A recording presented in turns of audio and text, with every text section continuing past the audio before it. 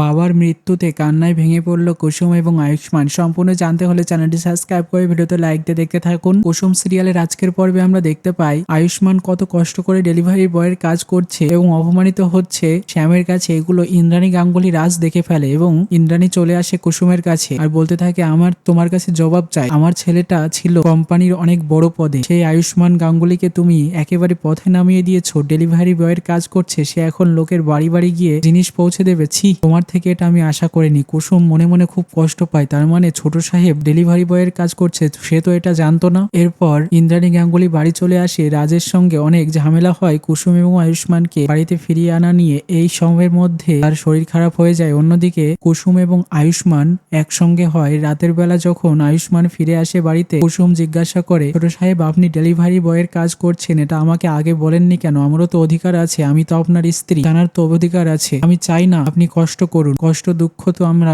সব একসঙ্গে ভাগ করে নিতে চাই।